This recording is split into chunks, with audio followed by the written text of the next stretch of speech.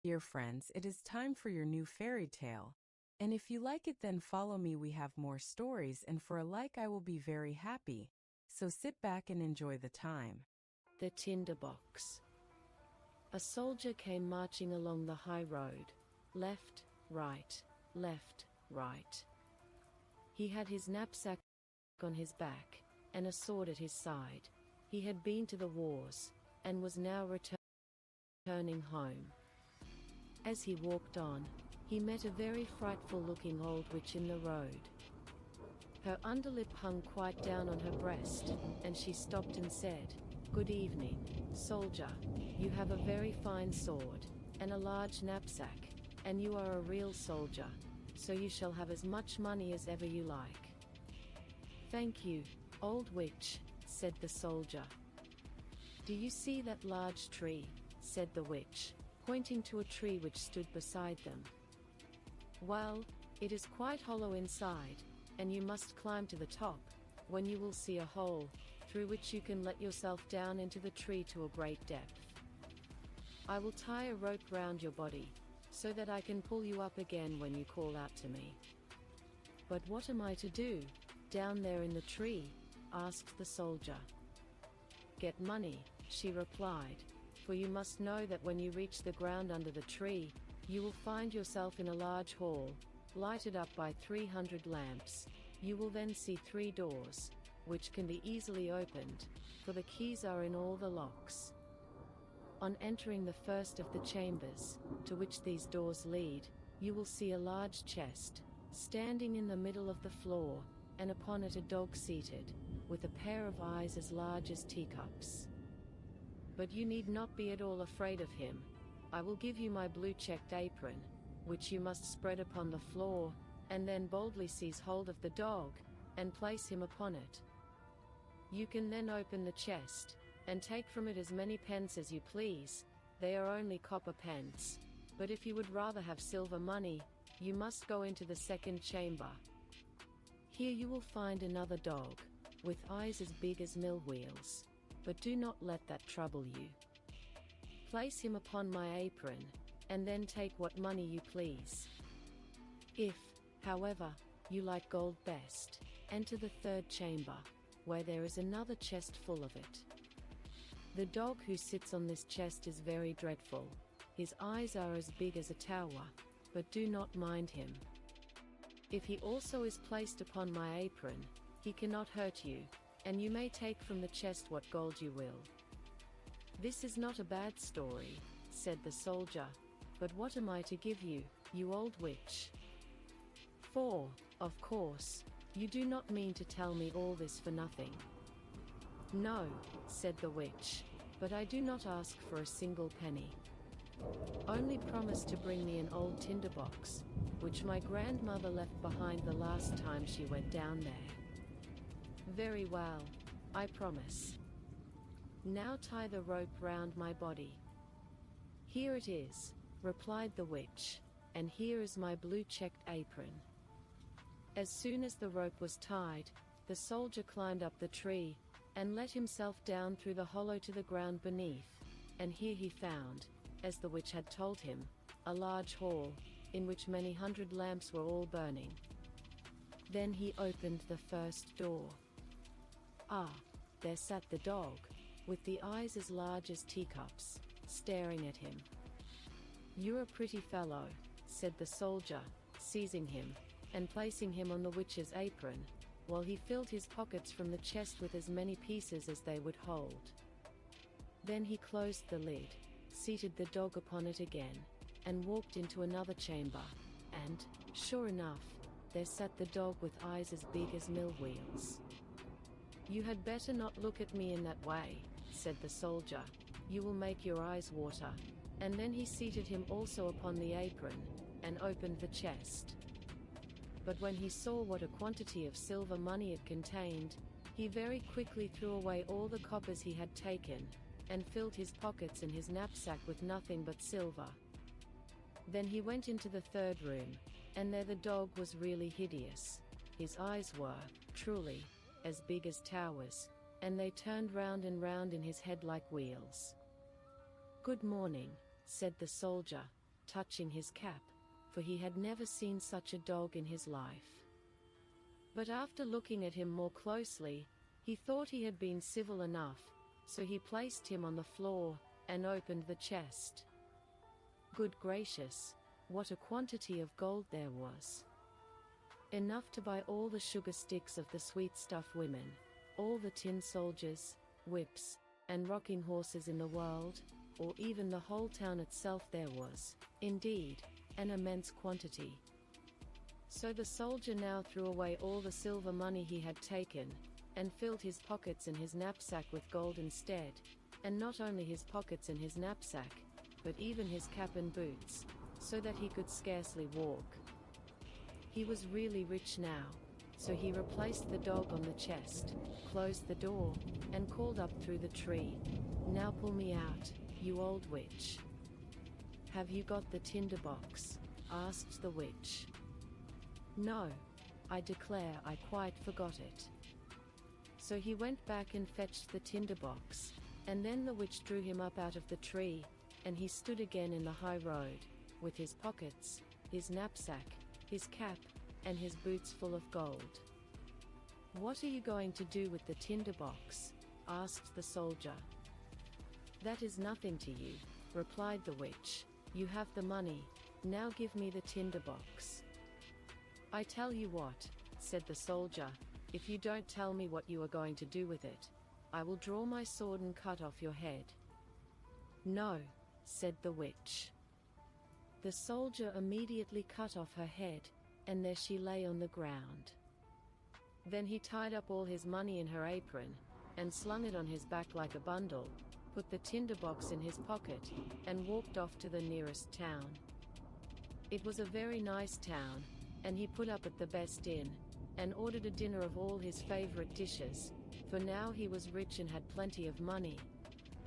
The servant, who cleaned his boots, thought they certainly were a shabby pair to be worn by such a rich gentleman, for he had not yet bought any new ones. The next day, however, he procured some good clothes and proper boots, so that our soldier soon became known as a fine gentleman, and the people visited him, and told him all the wonders that were to be seen in the town, and of the king's beautiful daughter, the princess. "Where can I see her?" asked the soldier. "She is not to be seen at all," they said. "She lives in a large copper castle, surrounded by walls and towers. No one but the king himself can pass in or out, for there has been a prophecy that she will marry a common soldier, and the king cannot bear to think of such a marriage." "I should like very much to see her," thought the soldier, but he could not obtain permission to do so.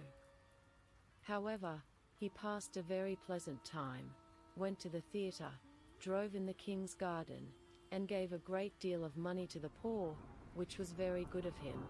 He remembered what it had been in olden times to be without a shilling.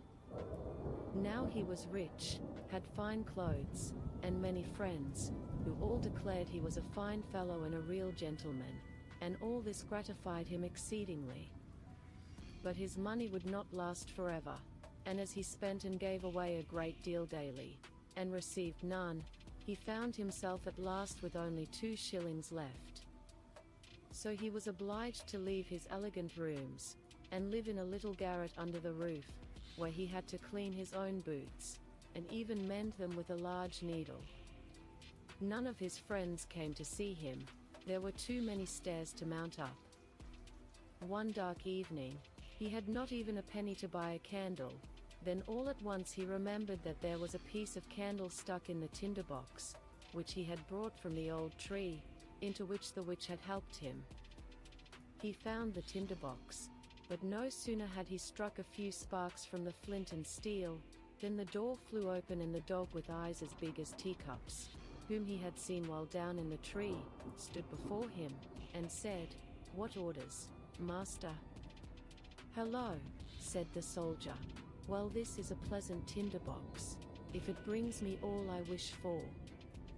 "Bring me some money," said he to the dog. He was gone in a moment, and presently returned, carrying a large bag of coppers in his mouth.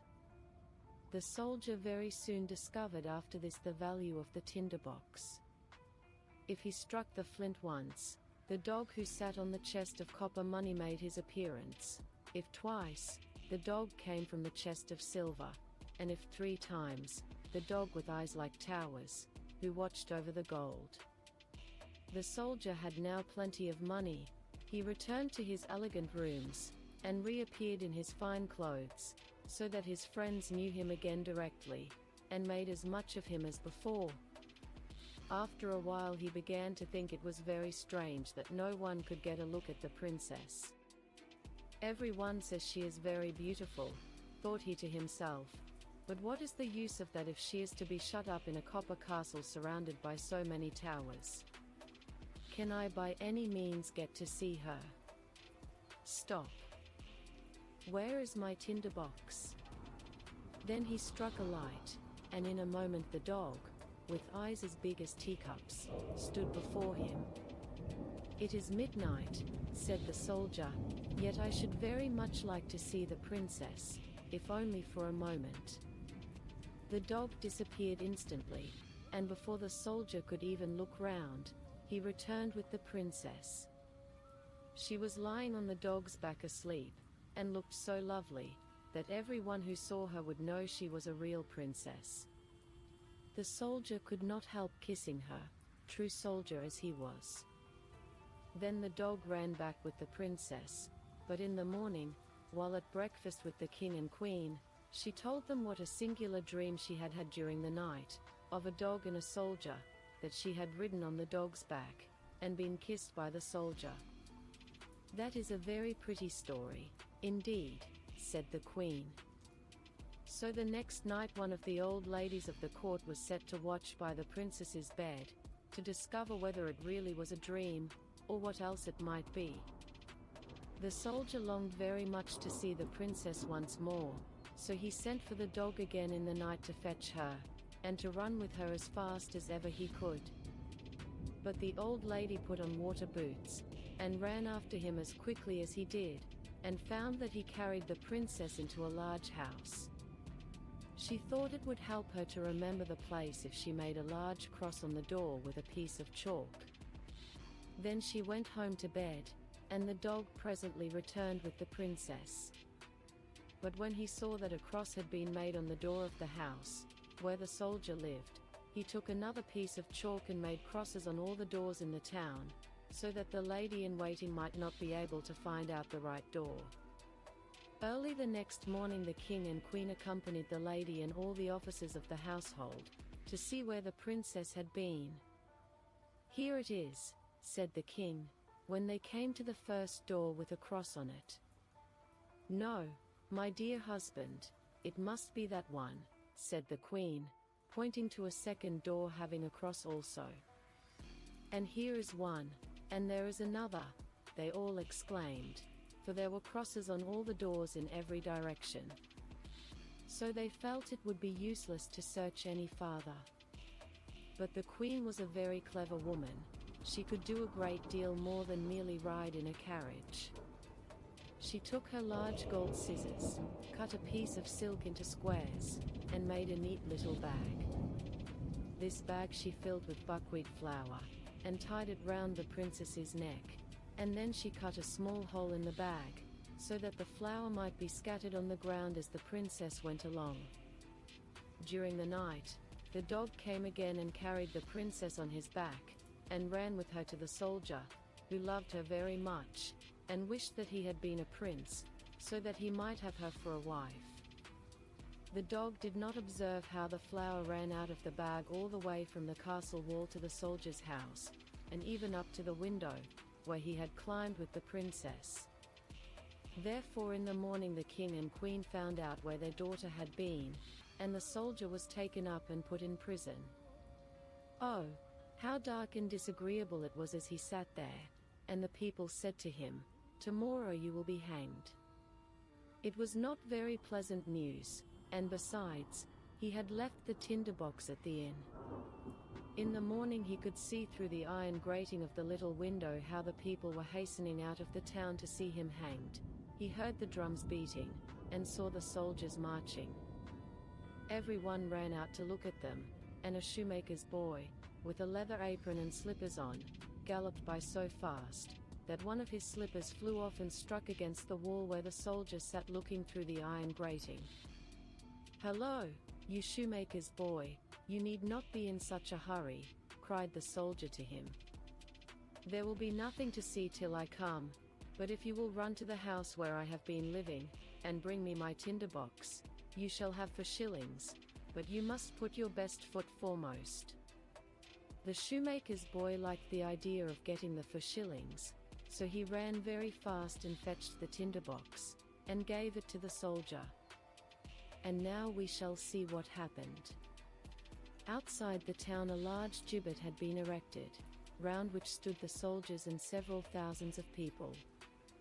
The king and the queen sat on splendid thrones opposite to the judges and the whole council. The soldier already stood on the ladder, but as they were about to place the rope around his neck, he said that an innocent request was often granted to a poor criminal before he suffered death. He wished very much to smoke a pipe, as it would be the last pipe he should ever smoke in the world.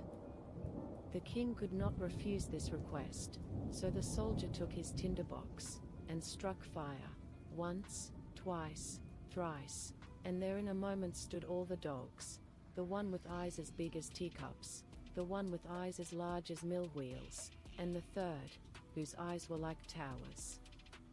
"Help me now, that I may not be hanged," cried the soldier. And the dogs fell upon the judges and all the councillors, seized one by the legs, and another by the nose, and tossed them many feet high in the air, so that they fell down and were dashed to pieces. "I will not be touched," said the king. But the largest dog seized him, as well as the queen, and threw them after the others. Then the soldiers and all the people were afraid, and cried, "Good soldier, you shall be our king, and you shall marry the beautiful princess." So they placed the soldier in the king's carriage, and the three dogs ran on in front and cried, "Hurrah!" and the little boys whistled through their fingers, and the soldiers presented arms. The princess came out of the copper castle, and became queen, which was very pleasing to her. The wedding festivities lasted a whole week, and the dogs sat at the table, and stared with all their eyes. Don't forget to subscribe and leave a like if you want to see more videos like this. Hello my dear friends, it is time for your new fairy tale. And if you like it then follow me, we have more stories, and for a like I will be very happy. So sit back and enjoy the time. First story, which treats of a mirror and of the splinters. Now then, let us begin. When we are at the end of the story, we shall know more than we know now, but to begin. Once upon a time there was a wicked sprite. Indeed, he was the most mischievous of all sprites. One day he was in a very good humor, for he had made a mirror with the power of causing all that was good and beautiful when it was reflected therein, to look poor and mean, but that which was good for nothing and looked ugly was shown magnified and increased in ugliness. In this mirror the most beautiful landscapes looked like boiled spinach, and the best persons were turned into frights, or appeared to stand on their heads. Their faces were so distorted that they were not to be recognized, and if anyone had a mole, you might be sure that it would be magnified and spread over both nose and mouth. "That's glorious fun," said the sprite. If a good thought passed through a man's mind, then a grin was seen in the mirror, and the sprite laughed heartily at his clever discovery.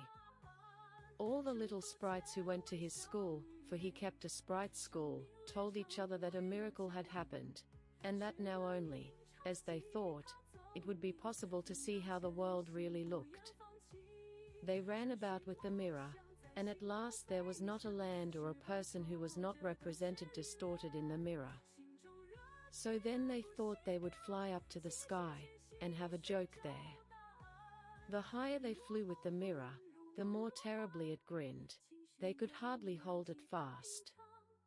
Higher and higher still they flew, nearer and nearer to the stars, when suddenly the mirror shook so terribly with grinning, that it flew out of their hands and fell to the earth, where it was dashed in 100 million and more pieces.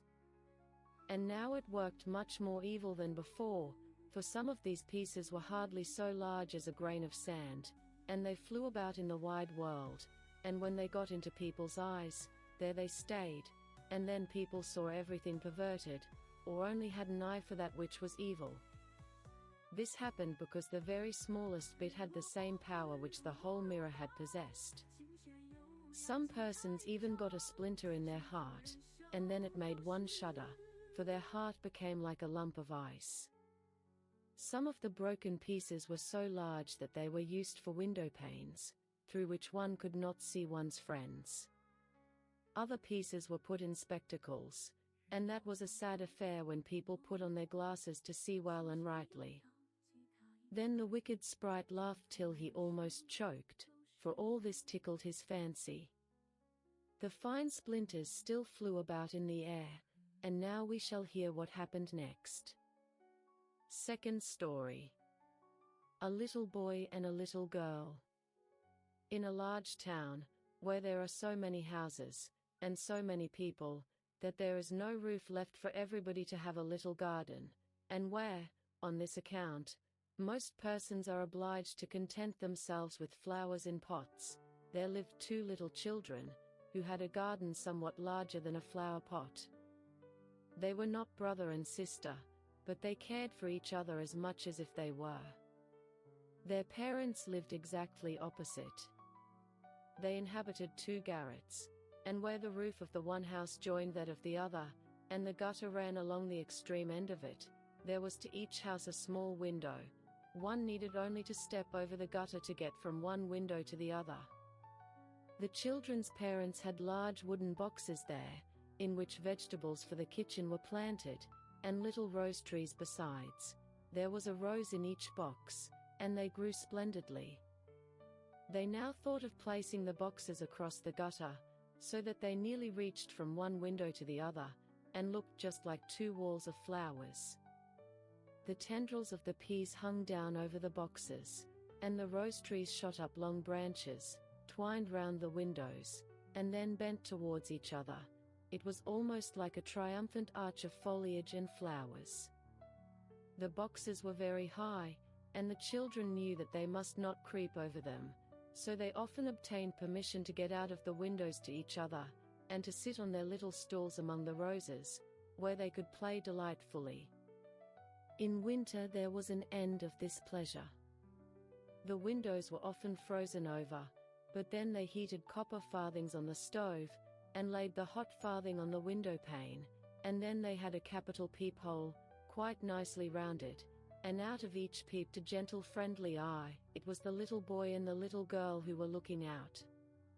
His name was Kay, hers was Gerda. In summer, with one jump, they could get to each other, but in winter they were obliged first to go down the long stairs, and then up the long stairs again, and out of doors there was quite a snowstorm. "It is the white bees that are swarming," said Kay's old grandmother. "Do the white bees choose a queen?"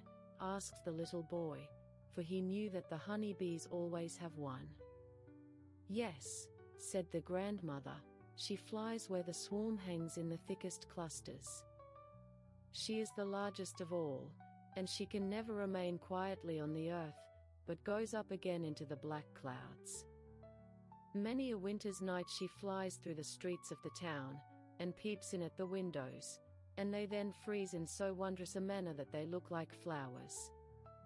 "Yes, I have seen it," said both the children, and so they knew that it was true. "Can the Snow Queen come in?" said the little girl. "Only let her come in," said the little boy. "Then I'd put her on the stove, and she'd melt." And then his grandmother patted his head and told him other stories. In the evening, when little Kay was at home, and half undressed, he climbed up on the chair by the window, and peeped out of the little hole. A few snowflakes were falling, and one, the largest of all, remained lying on the edge of a flower pot. The flake of snow grew larger and larger, And at last it was like a young lady, dressed in the finest white gauze, made of a million little flakes like stars. She was so beautiful and delicate, but she was of ice, of dazzling, sparkling ice, yet she lived. Her eyes gazed fixedly, like two stars, but there was neither quiet nor repose in them. She nodded towards the window, and beckoned with her hand. The little boy was frightened, and jumped down from the chair. It seemed to him as if, at the same moment, a large bird flew past the window. The next day it was a sharp frost, and then the spring came, the sun shone, the green leaves appeared, the swallows built their nests, the windows were opened, and the little children again sat in their pretty garden, high up on the leads at the top of the house. That summer the roses flowered in unwonted beauty. The little girl had learned a hymn, in which there was something about roses, and then she thought of her own flowers, and she sang the verse to the little boy, who then sang it with her. The rose in the valley is blooming so sweet, and angels descend there the children to greet. And the children held each other by the hand, kissed the roses, looked up at the clear sunshine, and spoke as though they really saw angels there. What lovely summer days those were! How delightful to be out in the air, near the fresh rose bushes, that seem as if they would never finish blossoming. Kay and Gerda looked at the picture book full of beasts and of birds, and it was then, the clock in the church tower was just striking 5, that Kay said, "Oh, I feel such a sharp pain in my heart, and now something has got into my eye." The little girl put her arms around his neck. He winked his eaves. Now there was nothing to be seen. "I think it is out now," said he, but it was not. It was just one of those pieces of glass from the magic mirror that had got into his eye, and poor Kay had got another piece right in his heart. "It will soon become like ice." It did not hurt any longer, but there it was. "What are you crying for?" asked he. "You look so ugly." "There's nothing the matter with me." "Ah," said he at once, "that rose is cankered. And look, this one is quite crooked. After all, these roses are very ugly. They are just like the box they are planted in." And then he gave the box a good kick with his foot, and pulled both the roses up. "What are you doing?" cried the little girl, and as he perceived her fright, he pulled up another rose, got in at the window, and hastened off from dear little Gerda. Afterwards, when she brought her picture book, he asked, "What horrid beasts have you there?" And if his grandmother told them stories, he always interrupted her. Besides, if he could manage it, he would get behind her, put on her spectacles, and imitate her way of speaking. He copied all her ways, and then everybody laughed at him. He was soon able to imitate the gait and manner of everyone in the street. Everything that was peculiar and displeasing in them, that Kay knew how to imitate, and at such times all the people said, "The boy is certainly very clever." But it was the glass he had got in his eye, the glass that was sticking in his heart, which made him tease even little Gerda, whose whole soul was devoted to him. His games now were quite different to what they had formerly been, they were so very knowing. One winter's day, when the flakes of snow were flying about, he spread the skirts of his blue coat, and caught the snow as it fell. "Look through this glass, Gerda," said he. And every flake seemed larger, and appeared like a magnificent flower, or beautiful star. It was splendid to look at. "Look, how clever," said Kay. "That's much more interesting than real flowers. They are as exact as possible, there are not a fault in them, if they did not melt." It was not long after this, that Kay came one day with large gloves on, and his little sledge at his back, and bawled right into Gerda's ears, "I have permission to go out into the square where the others are playing," and off he was in a moment. There, in the marketplace, some of the boldest of the boys used to tie their sledges to the carts as they passed by, and so they were pulled along, and got a good ride. It was so capital. Just as they were in the very height of their amusement, a large sledge passed by. It was painted quite white, and there was someone in it wrapped up in a rough white mantle of fur, with a rough white fur cap on his head. The sledge drove round the square twice, and Kay tied on his sledge as quickly as he could, and off he drove with it. On they went quicker and quicker into the next street, and the person who drove turned round to Kay, and nodded to him in a friendly manner, just as if they knew each other. Every time he was going to untie his sledge, the person nodded to him, and then Kay sat quiet, and so on they went till they came outside the gates of the town.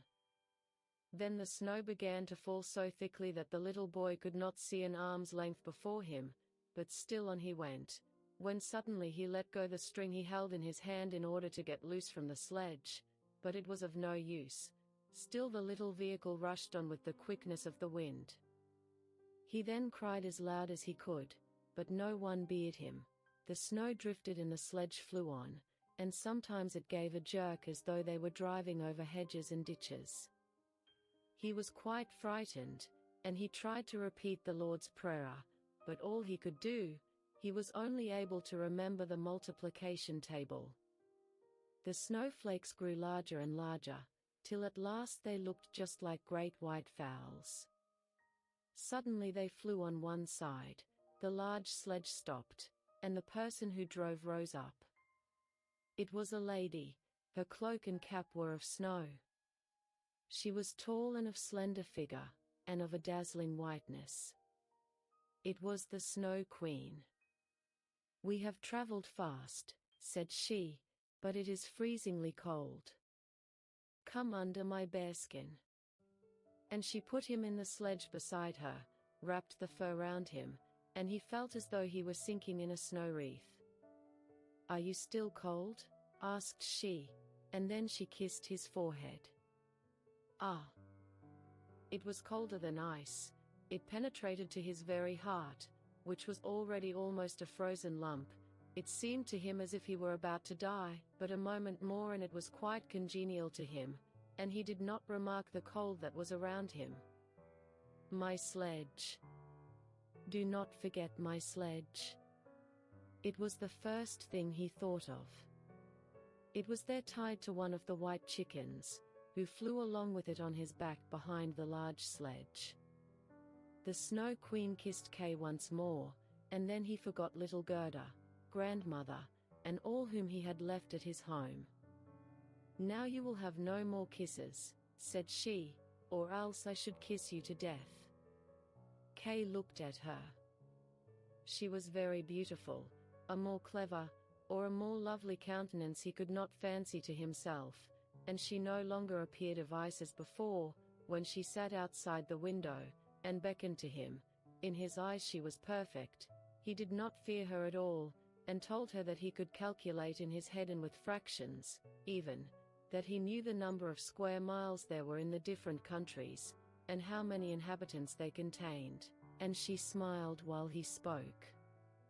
It then seemed to him as if what he knew was not enough, and he looked upwards in the large huge empty space above him, and on she flew with him, flew high over the black clouds, while the storm moaned and whistled as though it were singing some old tune. On they flew over woods and lakes, over seas, and many lands, and beneath them the chilling storm rushed fast, the wolves howled, the snow crackled, above them flew large screaming crows, but higher up appeared the moon, quite large and bright, and it was on it that Kay gazed during the long, long winter's night, while by day he slept at the feet of the Snow Queen. Third story. Of the flower garden at the old woman's who understood witchcraft. But what became of little Gerda when Kay did not return? Where could he be? Nobody knew. Nobody could give any intelligence. All the boys knew was, that they had seen him tie his sledge to another large and splendid one, which drove down the street and out of the town. Nobody knew where he was. Many sad tears were shed, and little Gerda wept long and bitterly. At last she said he must be dead, that he had been drowned in the river which flowed close to the town. Oh! Those were very long and dismal winter evenings. At last spring came, with its warm sunshine. "Kay is dead and gone," said little Gerda. "That I don't believe," said the sunshine. "Kay is dead and gone," said she to the swallows. "That I don't believe," said they, and at last little Gerda did not think so any longer either. "I'll put on my red shoes," said she, one morning. "Kay has never seen them, and then I'll go down to the river and ask there." It was quite early. She kissed her old grandmother, who was still asleep, put on her red shoes, and went alone to the river. "Is it true that you have taken my little playfellow? I will make you a present of my red shoes, if you will give him back to me." And, as it seemed to her, the blue waves nodded in a strange manner. Then she took off her red shoes, the most precious things she possessed, and threw them both into the river. But they fell close to the bank, and the little waves bore them immediately to land. It was as if the stream would not take what was dearest to her, for in reality it had not got little Kay, but Gerda thought that she had not thrown the shoes out far enough, so she clambered into a boat which lay among the rushes, went to the farthest end, and threw out the shoes. But the boat was not fastened, and the motion which she occasioned made it drift from the shore. She observed this, and hastened to get back, but before she could do so, the boat was more than a yard from the land, and was gliding quickly onward. Little Gerda was very frightened, and began to cry, but no one heard her except the sparrows, and they could not carry her to land, but they flew along the bank, and sang as if to comfort her, "Here we are! Here we are!" The boat drifted with the stream. Little Gerda sat quite still without shoes, for they were swimming behind the boat, but she could not reach them, because the boat went much faster than they did. The banks on both sides were beautiful, lovely flowers, venerable trees, and slopes with sheep and cows, but not a human being was to be seen. "Perhaps the river will carry me to little Kay," said she, and then she grew less sad.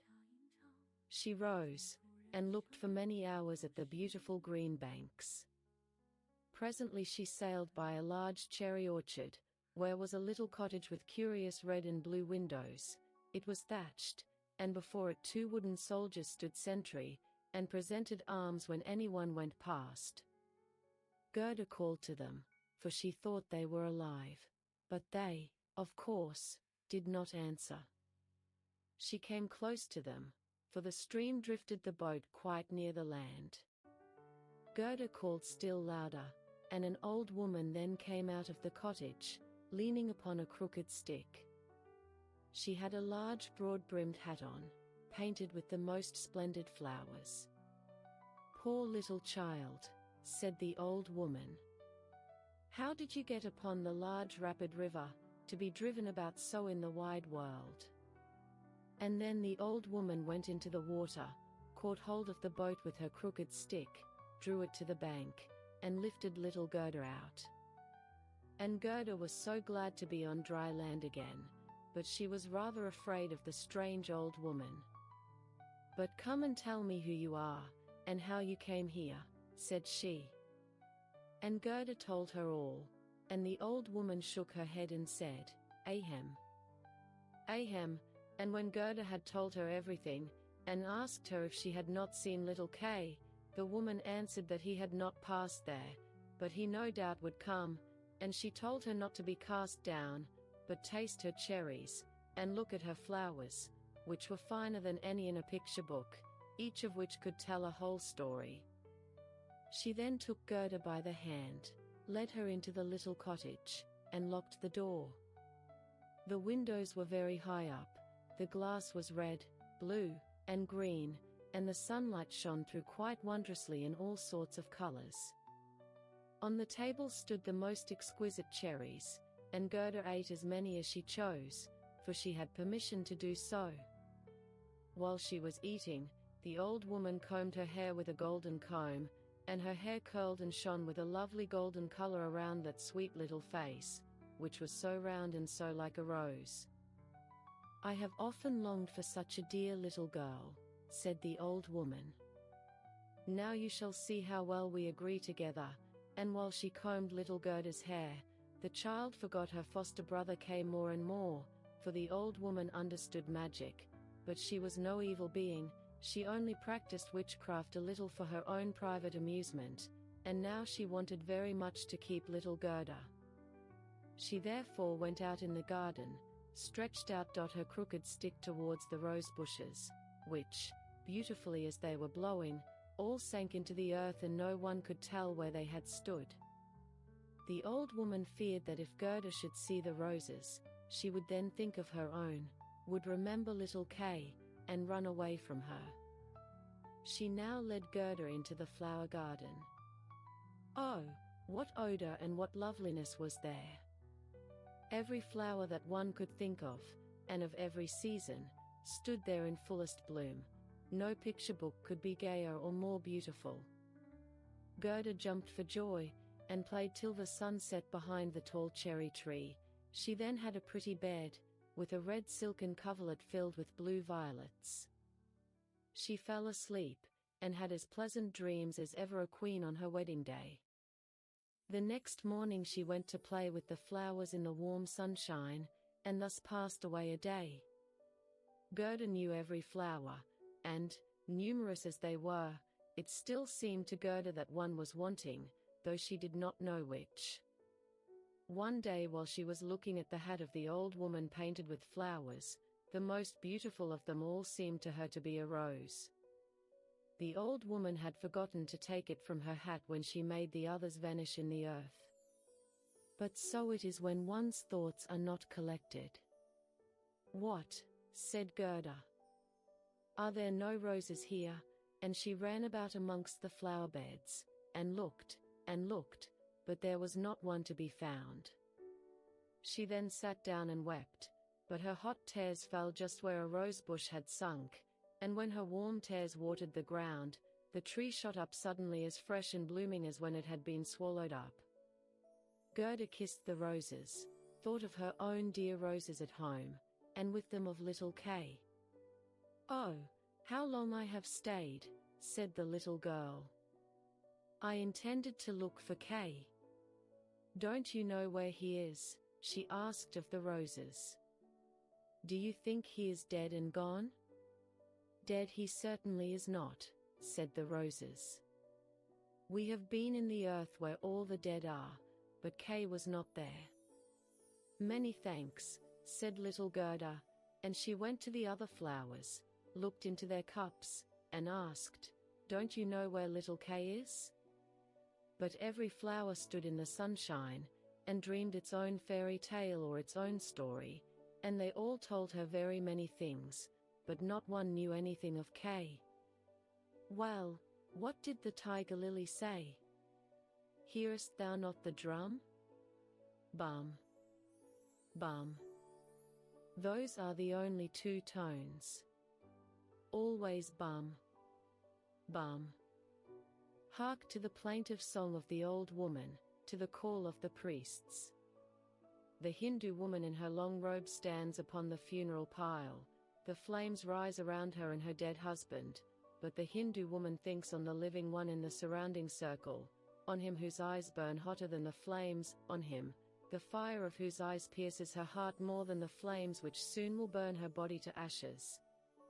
Can the heart's flame die in the flame of the funeral pile? I don't understand that at all, said little Gerda.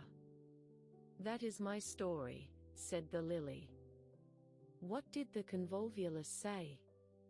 Projecting over a narrow mountain path there hangs an old feudal castle. Thick evergreens grow on the dilapidated walls, and around the altar, where a lovely maiden is standing, she bends over the railing and looks out upon the rose. No fresher rose hangs on the branches than she, No apple blossom carried away by the wind is more buoyant. How her silken robe is rustling. Is he not yet come? Is it Kay that you mean? Asked little Gerda. I am speaking about my story, about my dream, answered the convolvulus. What did the snowdrops say? Between the trees a long board is hanging, it is a swing. Two little girls are sitting in it, and swing themselves backwards and forwards. Their frocks are as white as snow, and long green silk ribbons flutter from their bonnets. Their brother, who is older than they are, stands up in the swing. He twines his arms round the cords to hold himself fast, for in one hand he has a little cup, and in the other a clay pipe. He is blowing soap bubbles. The swing moves, and the bubbles float in charming changing colors. The last is still hanging to the end of the pipe, and rocks in the breeze. The swing moves. The little black dog, as light as a soap bubble, jumps up on his hind legs to try to get into the swing. It moves, the dog falls down, barks, and is angry. They tease him, the bubble bursts. A swing, a bursting bubble, such is my song.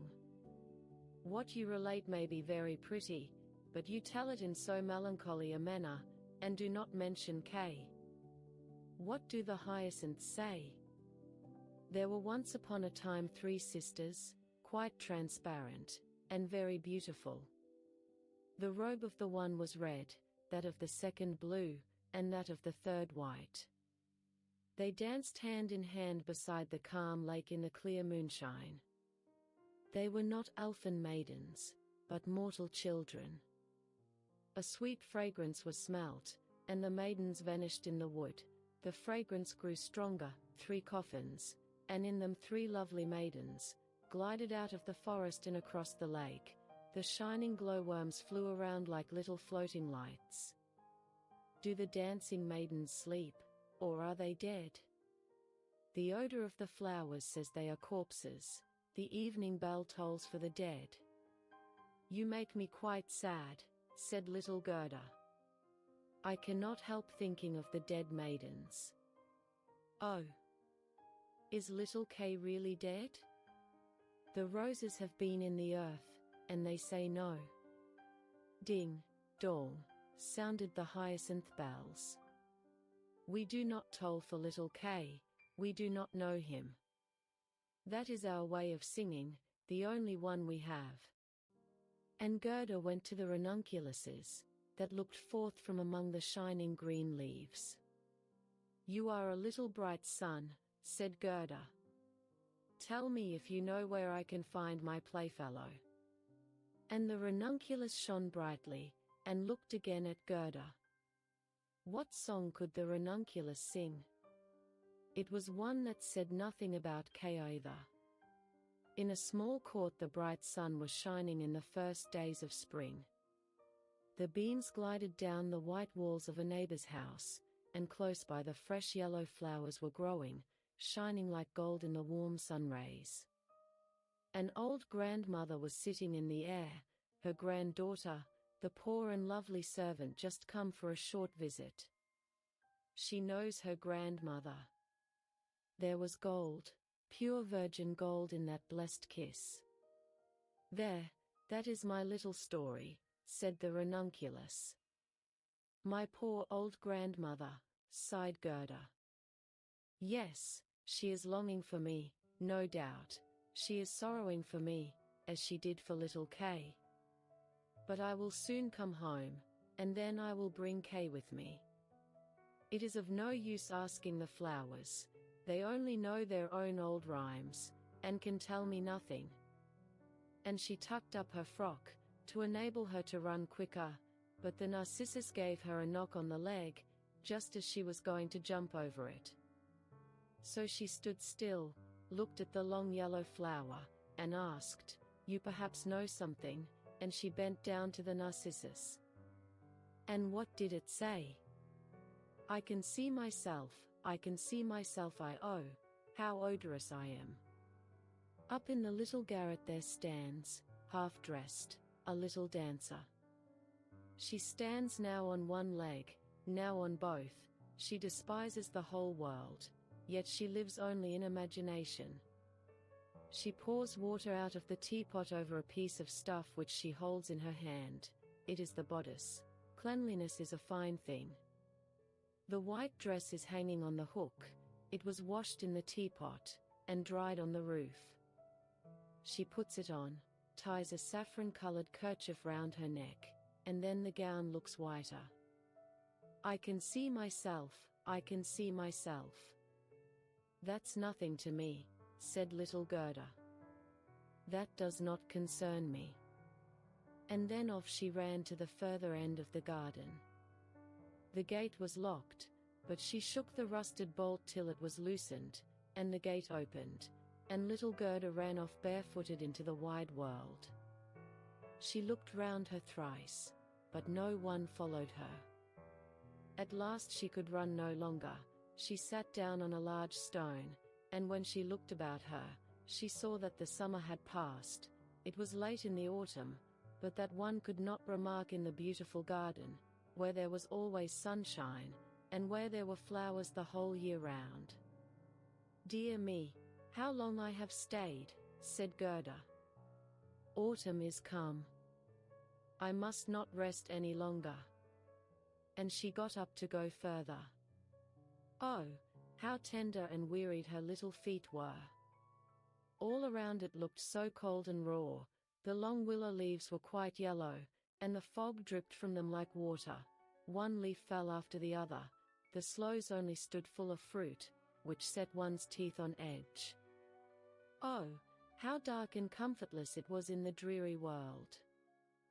Fourth story. The Prince and Princess.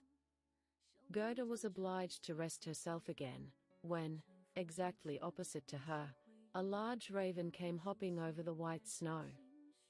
He had long been looking at Gerda and shaking his head, and now he said, "Caw, caw. Good day. Good day."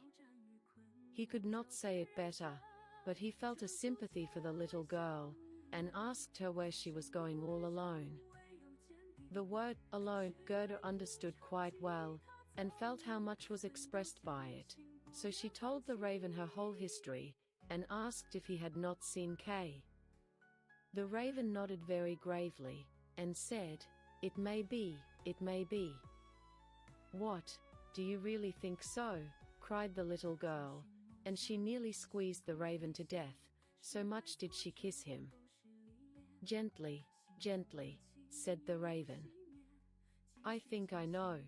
I think that it may be little Kay. But now he has forgotten you for the princess." "Does he live with a princess?" asked Gerda. "Yes, listen," said the raven, "but it will be difficult for me to speak your language. If you understand the raven language, I can tell you better." "No, I have not learnt it," said Gerda, "but my grandmother understands it, and she can speak gibberish too. I wish I had learnt it." "No matter," said the raven, "I will tell you as well as I can. However, it will be bad enough." And then he told all he knew. "In the kingdom where we now are there lives a princess, who is extraordinarily clever, for she has read all the newspapers in the whole world, and has forgotten them again, so clever is she. She was lately, it is said, sitting on her throne, which is not very amusing after all, when she began humming an old tune, and it was just, 'Oh, why should I not be married?' That song is not without its meaning," said she, and so then she was determined to marry, but she would have a husband who knew how to give an answer when he was spoken to, not one who looked only as if he were a great personage, for that is so tiresome. She then had all the ladies of the court drummed together, and when they heard her intention, all were very pleased, and said, "We are very glad to hear it. It is the very thing we were thinking of." "You may believe every word I say," said the raven, "for I have a tame sweetheart that hops about in the palace quite free, and it was she who told me all this." The newspapers appeared forthwith with a border of hearts and the initials of the princess, and therein you might read that every good-looking young man was at liberty to come to the palace and speak to the princess, and he who spoke in such wise as showed he felt himself at home there, that one the princess would choose for her husband. "Yes, yes," said the raven, "you may believe it. It is as true as I am sitting here." People came in crowds. There was a crush and a hurry, but no one was successful either on the first or second day. They could all talk well enough when they were out in the street, but as soon as they came inside the palace gates, and saw the guard richly dressed in silver, and the lackeys in gold on the staircase, and the large illuminated saloons, then they were abashed, and when they stood before the throne on which the princess was sitting, all they could do was to repeat the last word they had uttered, and to hear it again did not interest her very much. It was just as if the people within were under a charm, and had fallen into a trance till they came out again into the street, for then, oh, then, they could chatter enough. There was a whole row of them standing from the town gates to the palace. "I was there myself to look," said the raven. "They grew hungry and thirsty, but from the palace they got nothing whatever, not even a glass of water. Some of the cleverest, it is true, had taken bread and butter with them, but none shared it with his neighbor, for each thought, 'Let him look hungry, and then the princess won't have him dot.'" "But Kay, little Kay," said Gerda, "when did he come? Was he among the number?" "Patience, patience, we are just come to him." It was on the third day when a little personage without horse or equipage came marching right boldly up to the palace. His eyes shone like yours, he had beautiful long hair, but his clothes were very shabby. "That was Kay," cried Gerda, with a voice of delight. "Oh, now I've found him," and she clapped her hands for joy. "He had a little knapsack at his back," said the raven. "No, that was certainly his sledge," said Gerda, "for when he went away he took his sledge with him." "That may be," said the raven. "I did not examine him so minutely, but I know from my tame sweetheart, that when he came into the courtyard of the palace, and saw the bodyguard in silver, the lackeys on the staircase, he was not the least abashed. He nodded, and said to them, 'It must be very tiresome to stand on the stairs. For my part, I shall go in.'" The saloons were gleaming with lustres, privy councillors and excellences were walking about barefooted, and wore gold keys. It was enough to make anyone feel uncomfortable. His boots creaked, too, so loudly, but still he was not at all afraid. "That's Kay for certain," said Gerda. "I know he had on new boots. I have heard them creaking in Grandmamma's room." "Yes, they creaked," said the raven. And on he went boldly up to the princess, who was sitting on a pearl as large as a spinning wheel. All the ladies of the court, with their attendants and attendants, and all the cavaliers, with their gentlemen and gentlemen's gentlemen, stood round, and the nearer they stood to the door, the prouder they looked. It was hardly possible to look at the gentleman's gentleman, so very haughtily did he stand in the doorway. "It must have been terrible," said little Gerda. "And did Kay get the princess? Were I not a raven, I should have taken the princess myself, although I am promised." It is said he spoke as well as I speak when I talk raven language. This I learned from my tame sweetheart. He was bold and nicely behaved. He had not come to woo the princess, but only to hear her wisdom. She pleased him, and he pleased her. "Yes, yes, for certain that was Kay," said Gerda. "He was so clever, he could reckon fractions in his head." "Oh, won't you take me to the palace?" "That is very easily said," answered the raven. "But how are we to manage it?" "I'll speak to my tame sweetheart about it. She must advise us. For so much I must tell you, such a little girl as you are will never get permission to enter." "Oh, yes I shall," said Gerda. "When Kay hears that I am here, he will come out directly to fetch me." "Wait for me here on these steps," said the raven. He moved his head backwards and forwards and flew away. The evening was closing in when the raven returned. "Caw, caw," said he. "She sends you her compliments, and here is a roll for you." She took it out of the kitchen, where there is bread enough. "You are hungry, no doubt. It is not possible for you to enter the palace, for you are barefooted.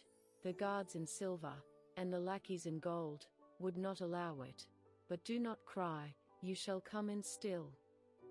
My sweetheart knows a little back stair that leads to the bedchamber, and she knows where she can get the key of it." And they went into the garden in the large avenue, where one leaf was falling after the other, and when the lights in the palace had all gradually disappeared, the raven led little Gerda to the back door, which stood half open. Oh, how Gerda's heart beat with anxiety and longing! It was just as if she had been about to do something wrong, and yet she only wanted to know if little Kay was there. Yes, he must be there.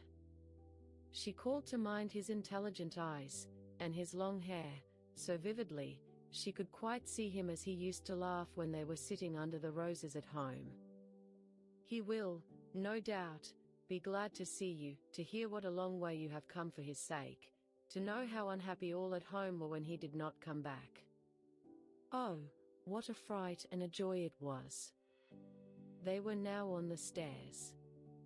A single lamp was burning there, and on the floor stood the tame raven, turning her head on every side and looking at Gerda, who bowed as her grandmother had taught her to do. "My intended has told me so much good of you, my dear young lady," said the tame raven. "Your tale is very affecting. If you will take the lamp, I will go before. We will go straight on, for we shall meet no one." "I think there is somebody just behind us," said Gerda, and something rushed past. It was like shadowy figures on the wall, horses with flowing manes and thin legs, huntsmen, ladies and gentlemen on horseback. "They are only dreams," said the raven. "They come to fetch the thoughts of the high personages to the chase. 'Tis well, for now you can observe them in bed all the better. But let me find, when you enjoy honor and distinction, that you possess a grateful heart." "Tut! That's not worth talking about," said the raven of the woods. They now entered the first saloon, which was of rose-colored satin, with artificial flowers on the wall.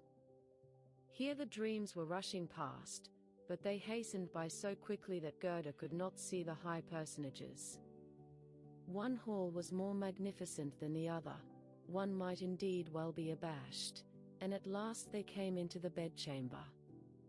The ceiling of the room resembled a large palm tree with leaves of glass, of costly glass, and in the middle, from a thick golden stem, hung two beds, each of which resembled a lily.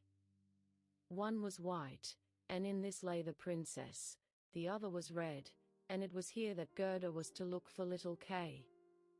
She bent back one of the red leaves, and saw a brown neck. Oh! That was Kay. She called him quite loud by name, held the lamp towards him. The dreams rushed back again into the chamber. He awoke, turned his head, and it was not little Kay. The prince was only like him about the neck, but he was young and handsome. And out of the white lily leaves the princess peeped, too, and asked what was the matter. Then little Gerda cried, and told her whole history, and all that the ravens had done for her. "Poor little thing," said the prince and the princess. They praised the ravens very much, and told them they were not at all angry with them, but they were not to do so again. However, they should have a reward. "Will you fly about here at liberty?" asked the princess, Or would you like to have a fixed appointment as court ravens, with all the broken bits from the kitchen?" And both the ravens nodded, and begged for a fixed appointment, for they thought of their old age, and said, "It is a good thing to have a provision for our old days." And the prince got up and let Gerda sleep in his bed, and more than this he could not do. She folded her little hands and thought, "How good men and animals are," and she then fell asleep and slept soundly. All the dreams flew in again, and they now looked like the angels. They drew a little sledge, in which little Kay sat and nodded his head, but the whole was only a dream, and therefore it all vanished as soon as she awoke. The next day she was dressed from head to foot in silk and velvet. They offered to let her stay at the palace, and lead a happy life, but she begged to have a little carriage with a horse in front, and for a small pair of shoes. Then, she said, she would again go forth in the wide world and look for Kay. Shoes and a muff were given her. She was, too, dressed very nicely, and when she was about to set off, a new carriage stopped before the door. It was of pure gold, and the arms of the prince and princess shone like a star upon it, the coachman, the footman, and the outriders, for outriders were there, too, all wore golden crowns. The prince and the princess assisted her into the carriage themselves, and wished her all success. The Raven of the Woods, who was now married, accompanied her for the first 3 miles. He sat beside Gerda, for he could not bear riding backwards. The other ravens stood in the doorway, and flapped her wings. She could not accompany Gerda, because she suffered from headache since she had had a fixed appointment and ate so much. The carriage was lined inside with sugar plums, and in the seats were fruits and gingerbread. "Farewell! Farewell!" cried Prince and Princess, and Gerda wept, and the Raven wept. Thus passed the first miles, and then the Raven bade her farewell, and this was the most painful separation of all. He flew into a tree, and beat his black wings as long as he could see the carriage, that shone from afar like a sunbeam. 5th story. The Little Robber Maiden. They drove through the dark wood, but the carriage shone like a torch, and it dazzled the eyes of the robbers, so that they could not bear to look at it. "'Tis gold! 'Tis gold!" they cried, and they rushed forward, seized the horses, knocked down the little postilion, the coachman, and the servants, and pulled little Gerda out of the carriage. "How plump, how beautiful she is! She must have been fed on nut kernels," said the old female robber, who had a long, scrubby beard, and bushy eyebrows that hung down over her eyes. "She is as good as a fatted lamb. How nice she will be!" And then she drew out a knife, the blade of which shone so that it was quite dreadful to behold. "Oh!" cried the woman at the same moment. She had been bitten in the ear by her own little daughter, who hung at her back, and who was so wild and unmanageable, that it was quite amusing to see her. "You naughty child," said the mother, and now she had not time to kill Gerda. "She shall play with me," said the little robber child. "She shall give me her muff, and her pretty frock, she shall sleep in my bed." And then she gave her mother another bite, so that she jumped, and ran round with the pain, and the robbers laughed, and said, "Look, how she is dancing with the little one." "I will go into the carriage," said the little robber maiden, and she would have her will, for she was very spoiled and very headstrong. She and Gerda got in, and then away they drove over the stumps of felled trees, deeper and deeper into the woods. The little robber maiden was as tall as Gerda, but stronger, broader-shouldered, and of dark complexion. Her eyes were quite black, they looked almost melancholy. She embraced little Gerda, and said, "They shall not kill you as long as I am not displeased with you. You are, doubtless, a princess?" "No," said little Gerda, who then related all that had happened to her, and how much she cared about little Kay.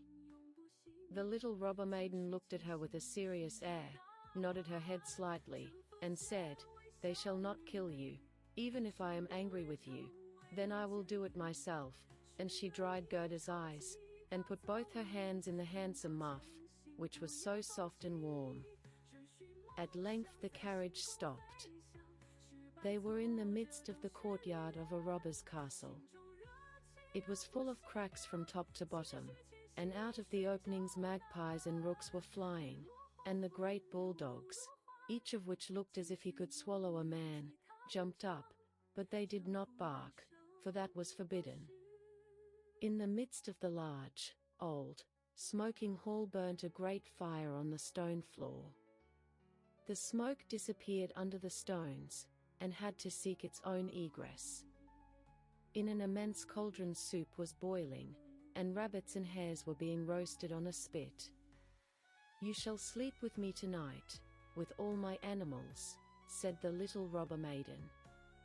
They had something to eat and drink, and then went into a corner, where straw and carpets were lying.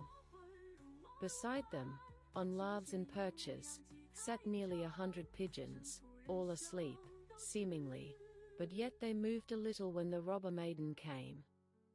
"They are all mine," said she, at the same time seizing one that was next to her by the legs and shaking it so that its wings fluttered. "Kiss it," cried the little girl, and flung the pigeon in Gerda's face. "Up there is the rabble of the wood," continued she, pointing to several laths which were fastened before a hole high up in the wall. "That's the rabble. They would all fly away immediately, if they were not well fastened in. And here is my dear old back," and she laid hold of the horns of a reindeer, that had a bright copper ring round its neck, and was tethered to the spot. "We are obliged to lock this fellow in too, or he would make his escape.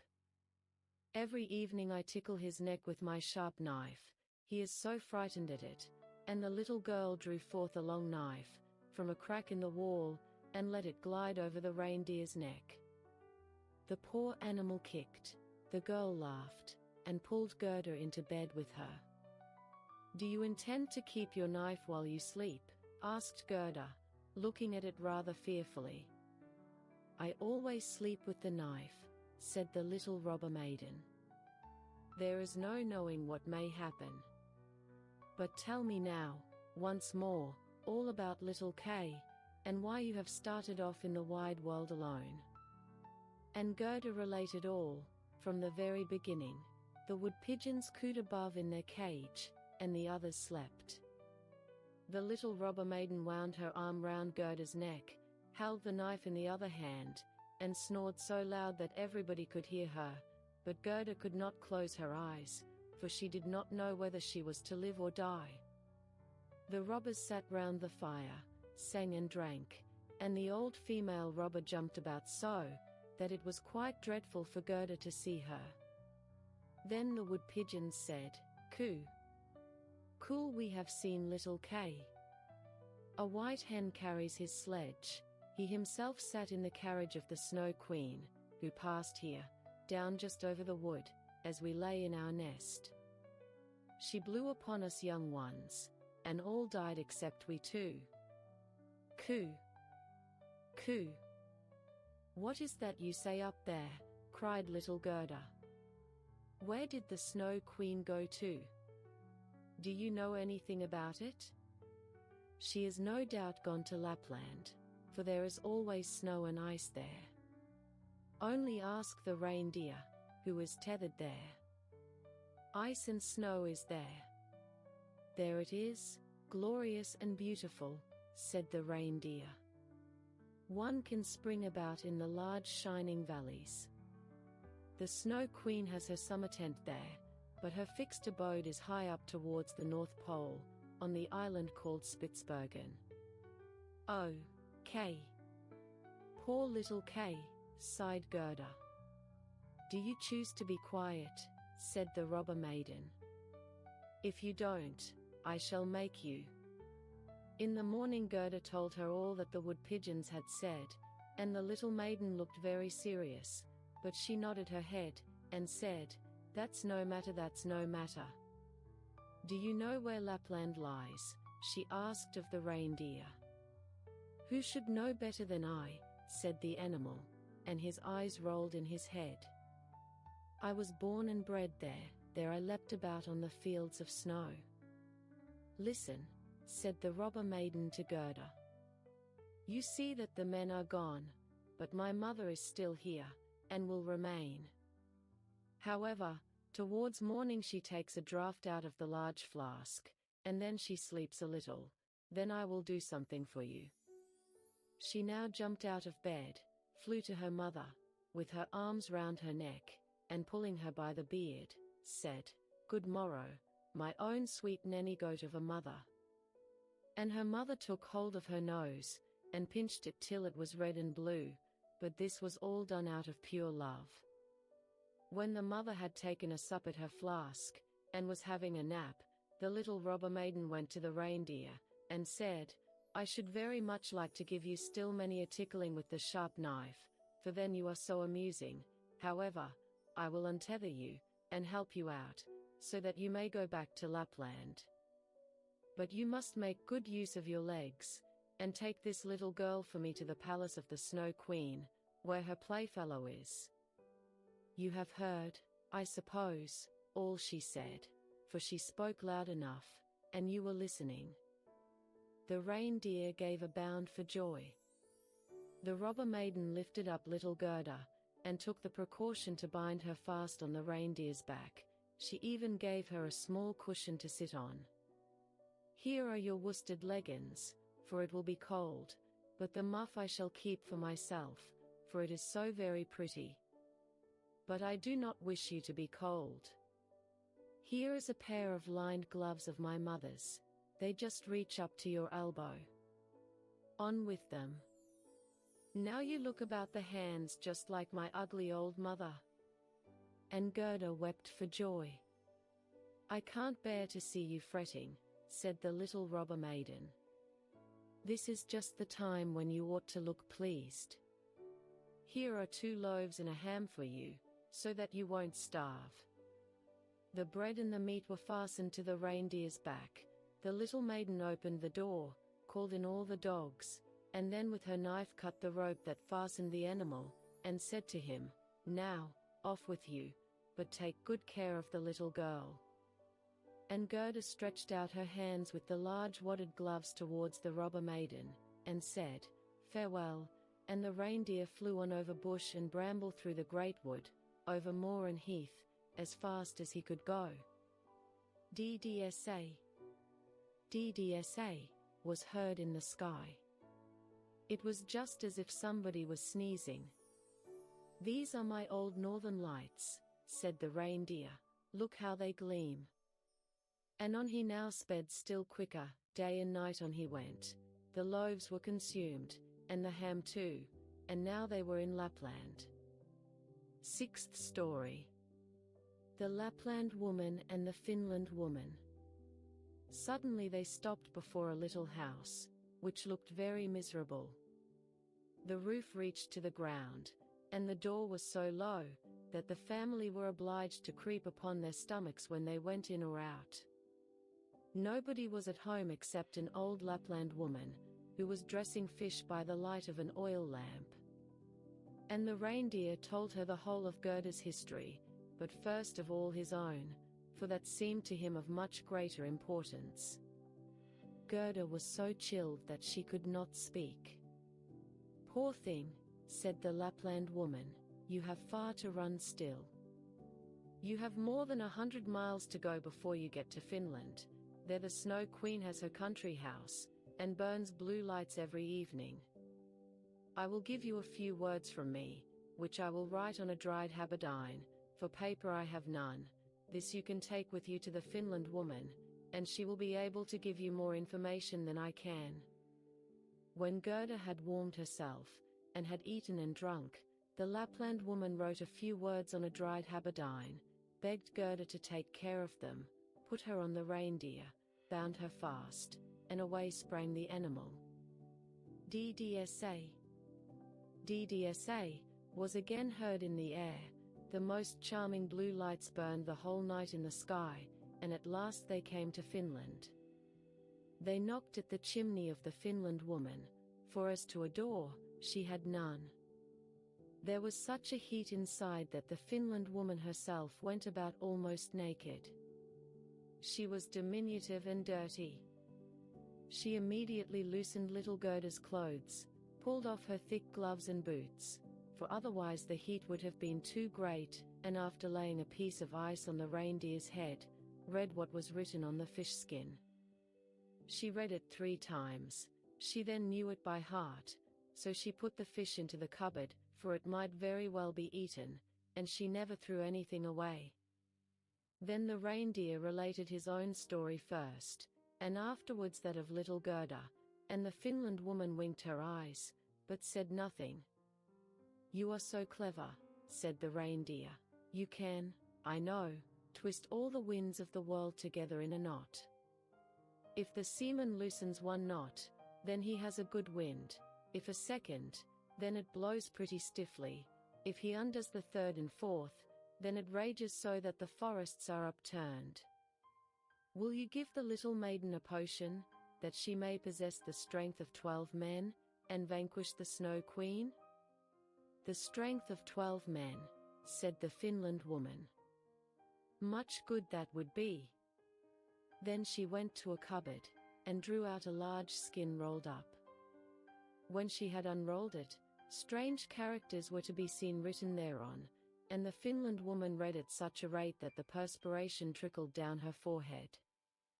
But the reindeer begged so hard for little Gerda, and Gerda looked so imploringly with tearful eyes at the Finland woman, that she winked, and drew the reindeer aside into a corner, where they whispered together, while the animal got some fresh ice put on his head.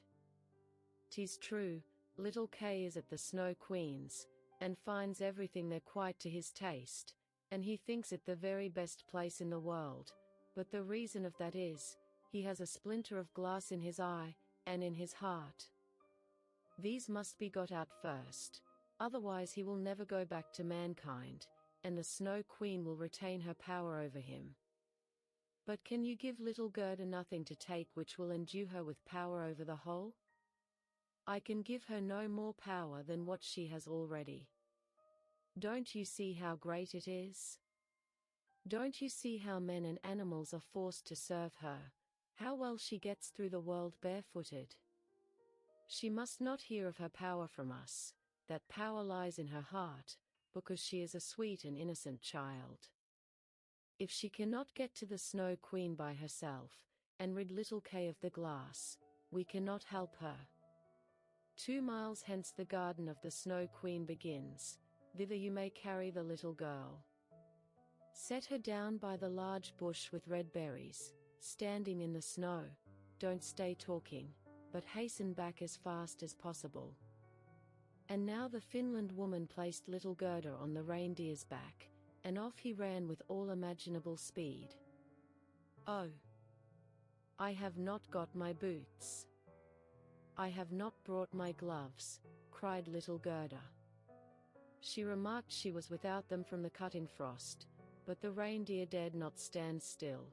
On he ran till he came to the great bush with the red berries, and there he set Gerda down, kissed her mouth, while large bright tears flowed from the animal's eyes, and then back he went as fast as possible. There stood poor Gerda now, without shoes or gloves, in the very middle of dreadful icy Finland. She ran on as fast as she could. There then came a whole regiment of snowflakes, but they did not fall from above, and they were quite bright and shining from the aurora borealis. The flakes ran along the ground, and the nearer they came the larger they grew. Gerda well remembered how large and strange the snowflakes appeared when she once saw them through a magnifying glass, but now they were large and terrific in another manner. They were all alive. They were the outposts of the Snow Queen. They had the most wondrous shapes.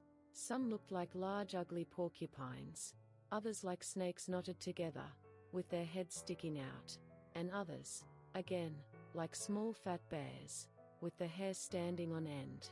All were of dazzling whiteness, all were living snowflakes. Little Gerda repeated the Lord's Prayer. The cold was so intense that she could see her own breath, which came like smoke out of her mouth. It grew thicker and thicker, and took the form of little angels, that grew more and more when they touched the earth. All had helms on their heads, and lances and shields in their hands. They increased in numbers, and when Gerda had finished the Lord's Prayer, she was surrounded by a whole legion. They thrust at the horrid snowflakes with their spears, so that they flew into 1,000 pieces, and little Gerda walked on bravely and in security. The angels patted her hands and feet, and then she felt the cold less, and went on quickly towards the palace of the Snow Queen. But now we shall see how Kay fared. He never thought of Gerda, and least of all that she was standing before the palace. 7th story. What took place in the palace of the Snow Queen, and what happened afterward? The walls of the palace were of driving snow, and the windows and doors of cutting winds. There were more than 100 halls there, according as the snow was driven by the winds. The largest was many miles in extent. All were lighted up by the powerful aurora borealis, and all were so large, so empty, so icy cold, and so resplendent. Mirth never reigned there. There was never even a little bear ball, with the storm for music, while the polar bears went on their hind legs and showed off their steps. Never a little tea party of white young lady foxes. Vast, cold, and empty were the halls of the Snow Queen. The northern lights shone with such precision that one could tell exactly when they were at their highest or lowest degree of brightness. In the middle of the empty, endless hall of snow, was a frozen lake. It was cracked in 1,000 pieces, but each piece was so like the other, that it seemed the work of a cunning artificer. In the middle of this lake sat the Snow Queen when she was at home, and then she said she was sitting in the mirror of understanding, and that this was the only one and the best thing in the world. Little Kay was quite blue, yes, nearly black with cold, but he did not observe it, for she had kissed away all feeling of cold from his body, and his heart was a lump of ice. He was dragging along some pointed flat pieces of ice, which he laid together in all possible ways, for he wanted to make something with them, just as we have little flat pieces of wood to make geometrical figures with, called the Chinese puzzle. Kay made all sorts of figures, the most complicated, for it was an ice puzzle for the understanding. In his eyes the figures were extraordinarily beautiful, and of the utmost importance, for the bit of glass which was in his eye caused this. He found whole figures which represented a written word, but he never could manage to represent just the word he wanted. That word was eternity, and the Snow Queen had said, "If you can discover that figure, you shall be your own master, and I will make you a present of the whole world and a pair of new skates." But he could not find it out. "I am going now to warm lands," said the Snow Queen. "I must have a look down into the black cauldrons." It was the volcanoes Vesuvius and Etna that she meant. "I will just give them a coating of white, for that is as it ought to be. Besides, it is good for the oranges and the grapes." And then away she flew, and Kay sat quite alone in the empty halls of ice that were miles long, and looked at the blocks of ice, and thought till his skull was almost cracked. There he sat quite benumbed and motionless. One would have imagined he was frozen to death. Suddenly little Gerda stepped through the great portal into the palace. The gate was formed of cutting winds, but Gerda repeated her evening prayer, and the winds were laid as though they slept, and the little maiden entered the vast, empty, cold halls. There she beheld Kay.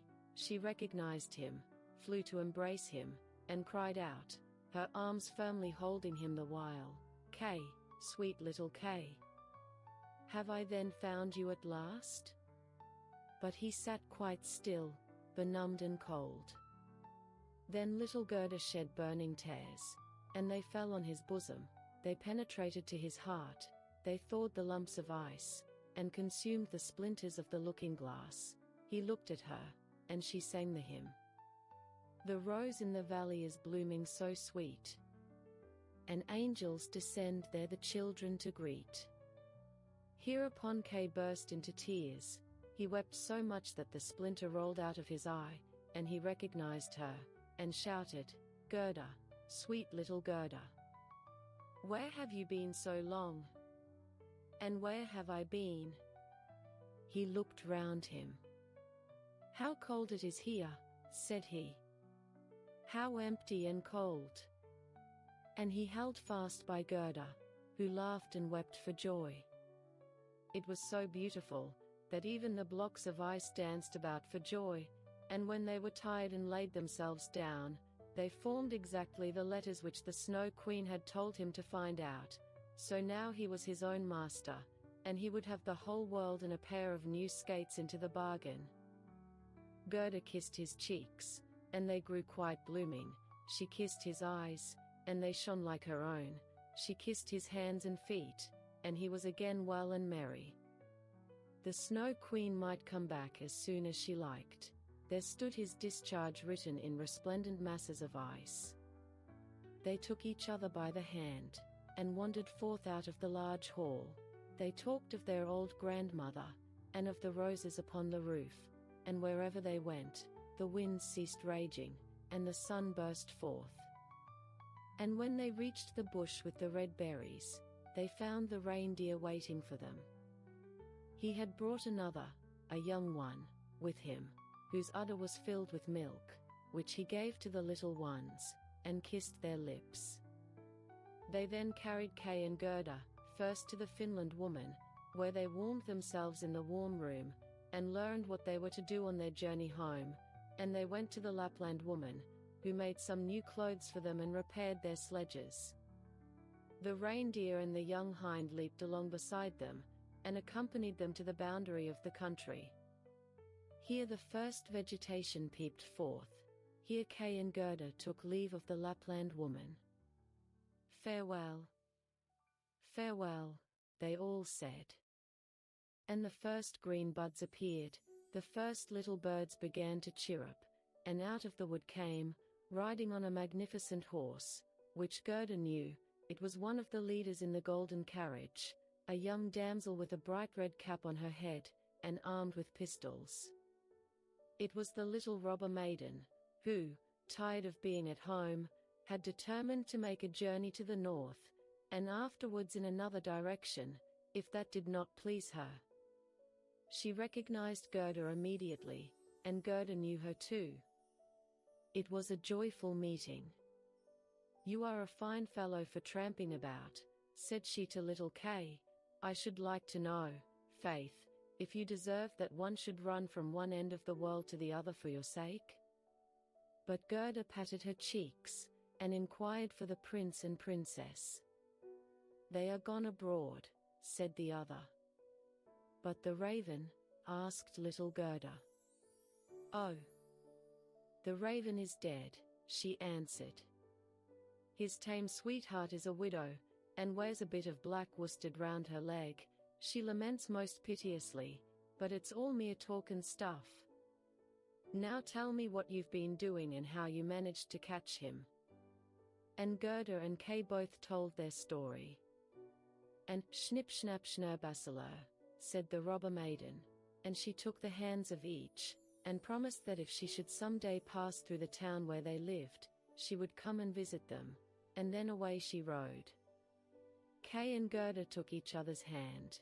It was lovely spring weather, with abundance of flowers and of verdure. The church bells rang, and the children recognized the high towers, and the large town. It was that in which they dwelt. They entered and hastened up to their grandmother's room, where everything was standing as formerly. The clock said, tick, tack, and the finger moved round, but as they entered, they remarked that they were now grown up. The roses on the leads hung blooming in at the open window. There stood the little children's chairs, and Kay and Gerda sat down on them, holding each other by the hand. They both had forgotten the cold, empty splendor of the Snow Queen, as though it had been a dream. The grandmother sat in the bright sunshine, and read aloud from the Bible. "Unless ye become as little children, ye cannot enter the kingdom of heaven." And Kay and Gerda looked in each other's eyes, and all at once they understood the old hymn. The rose in the valley is blooming so sweet, and angels descend there the children to greet. There sat the two grown-up persons, grown up, and yet children, children at least in heart, and it was summertime, summer, glorious summer. Hello, my dear friends, it is time for your new fairy tale. And if you like it, then follow me. We have more stories, and for a like, I will be very happy. So sit back and enjoy the time. In China, the emperor is a Chinese, and all those about him are Chinamen also. The story I am going to tell you happened a great many years ago, so it is well to hear it now before it is forgotten. The emperor's palace was the most beautiful in the world.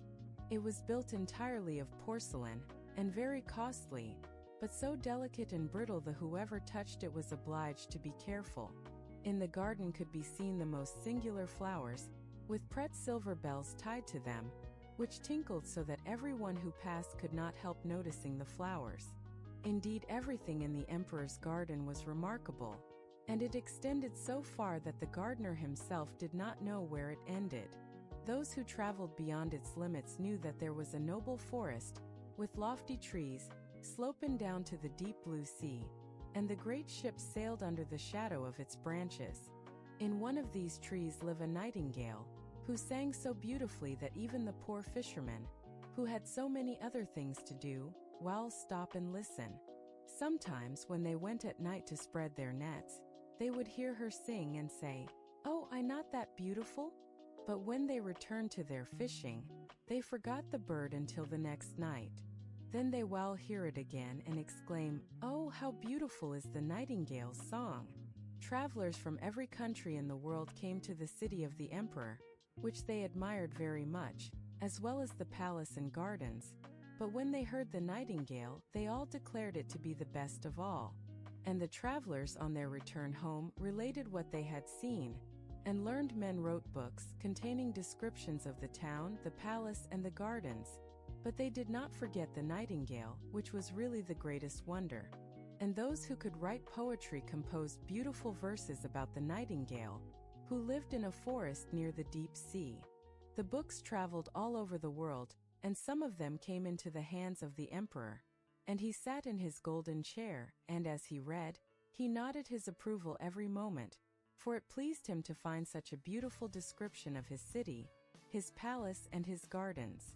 But when he came to the words, "The nightingale is the most beautiful of all," he exclaimed, "What is this? I know nothing of any nightingale. Is there such a bird in my empire? And even in my garden? I have never heard of it. Something, it appears, may be learnt from books." Then he called one of his lords-in-waiting, who was so high-bred, that when any in an inferior rank to himself spoke to him, or asked him a question, he would answer, "Pooh," which means nothing. "There is a very wonderful bird mentioned here, called a nightingale," said the emperor. "They say it is the best thing in my large kingdom. Why have I not been told of it?" "I have never heard the name," replied the cavalier. "She has not been presented at court." "It is my pleasure that she shall appear this evening," said the emperor. "The whole world knows what I possess better than I do myself." "I have never heard of her," said the cavalier, "yet I will endeavor to find her." But where was the nightingale to be found? The nobleman went upstairs and down, through halls and passages, yet none of those whom he met had heard of the bird. So he returned to the emperor, and said that it must be a fable, invented by those who had written the book. "Your Imperial Majesty," said he, "cannot believe everything contained in books. Sometimes they are only fiction, or what is called the black art. But the book in which I have read this account," said the emperor, "was sent to me by the great and mighty Emperor of Japan, and therefore it cannot contain a falsehood. I will hear the nightingale. She must be here this evening. She has my highest favor, and if she does not come, the whole court shall be trampled upon after supper is ended." "Zingpi!" cried the lord-in-waiting, and again he ran up and down stairs, through all the halls and corridors, and half the court ran with him, for they did not like the idea of being trampled upon. There was a great inquiry about this wonderful nightingale, whom all the world knew, but who was unknown to the court. At last they met with a poor little girl in the kitchen who said, "Oh yes, I know the nightingale quite well. Indeed she can sing. Every evening I have permission to take home to my poor sick mother the scraps from the table.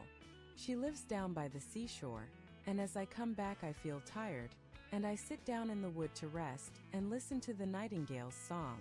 Then the tears come into my eyes, and it is just as if my mother kissed me." "Little maiden," said the lord-in-waiting, "I will obtain for you constant employment in the kitchen, and you shall have permission to see the emperor dine, if you will lead us to the nightingale, for she is invited for this evening to the palace." So she went into the wood where the nightingale sang, and half the court followed her. As they went along, a cow began lowing. "Oh," said a young courtier, "now we have found her. What wonderful power for such a small creature. I have certainly heard it before." "No, that is only a cow lowing," said the little girl. "We are a long way from the place yet." Then some frogs began to croak in the marsh. "Beautiful," said the young courtier again. "Now I hear it, tinkling like little church bells." "No, those are frogs," said the little maiden. "But I think we shall soon hear her now." And presently the nightingale began to sing. "Hark, hark! There she is," said the girl. "And there she sits," she added, pointing to a little gray bird who was perched on a bough. "Is it possible?" said the lord-in-waiting. "I never imagined it would be a little, plain, simple thing like that. She has certainly changed color at seeing so many grand people around her."